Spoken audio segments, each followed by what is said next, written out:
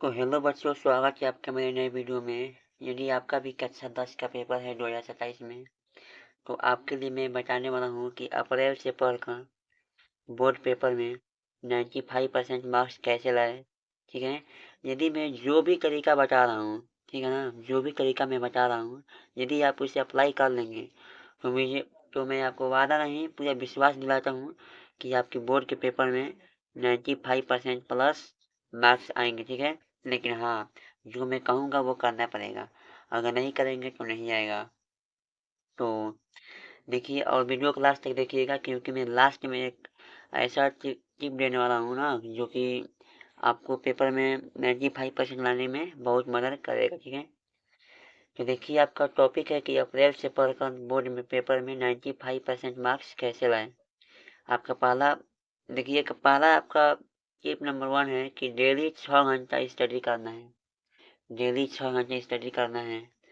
अब आपको ऐसा नहीं करना है कि डेली 6 घंटा बोल दिया तो आप सुबह से मान लीजिए 12 सुबह में 4 बजे बैठे और सीधा उठ रहे हैं 10 बजे। ऐसे नहीं 6 घंटा कहलाता है, पर आप 6 घंटा ऐसे 6 घंटा को आप बांट लीजिए। जैसे कि मान लीजिए एक बेर पढ़ेंगे 2 घंटा, एक बेर में 2 घंटा और एक बेर में 2 घंटे, यानी कि 6 घंटा हो गया।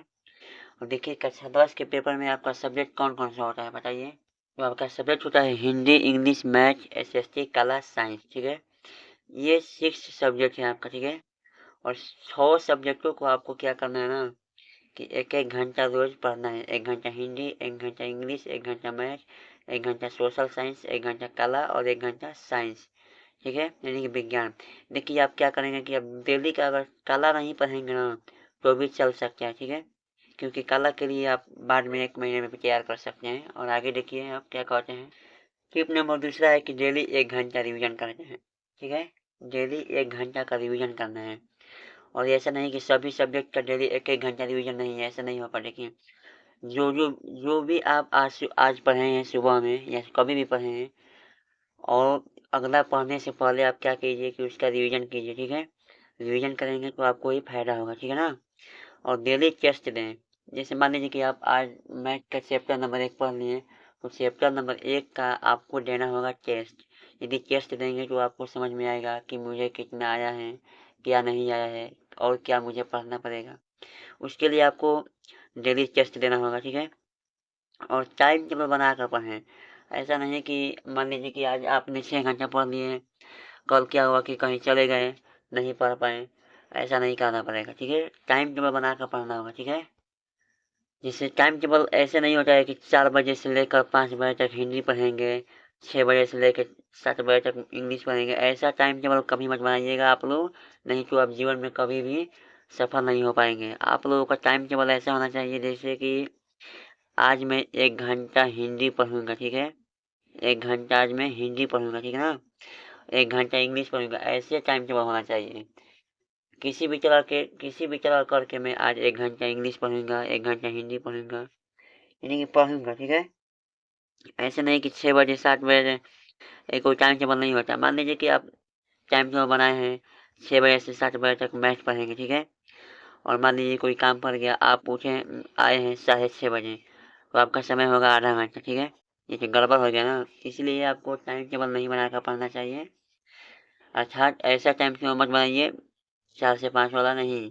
टाइम टेबल ऐसे बनाइए जैसे कि एक घंटा आज इंग्लिश पढ़ूंगा, 1 घंटा मैथ पढ़ूंगा, 1 घंटा केमिस्ट्री पढ़ूंगा, 1 घंटा मैं इंग्लिश, हिंदी, सोशल साइंस पढ़ूंगा, 1 घंटा कला पढ़ूंगा। ठीक है।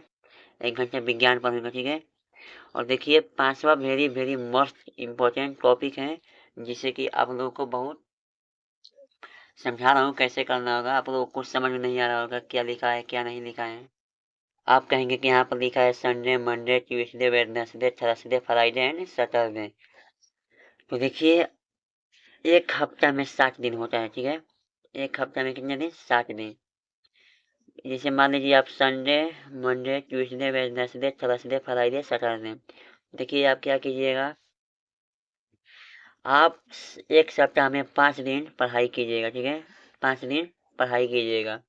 यानी कि जैसे मान लीजिए Tuesday, Wednesday, Thursday, Friday, Saturday को आप पढ़ाई किए हैं, तो आप संडे और मंडे को कुछ भी नहीं पढ़ना है। मैंने क्या कहा, कुछ भी नहीं पढ़ना है, केवल केवल क्या करना है, आपको रिवीजन करना है। ठीक है, रिवीजन करना है। ठीक है ना, जितना भी आप इन 5 दिनों में पढ़ चुके होंगे, ठीक है, जितना भी आप इन 5 दिनों में पढ़ चुके होंगे, उसका आपको क्या करना है कि रिवीजन करना है अगले 2 दिनों में। ठीक है, और 2 दिनों में कुछ भी नया चीज़ नहीं पढ़ना है, बस पिछले का रिवाइज करना है, जो भी पढ़े हैं उसका रिवीजन करना है। ठीक है, यही है आप लोगों का टाइम टेबल, यानी कि अप्रैल से पढ़कर 95 मार्क्स कैसे लाएं।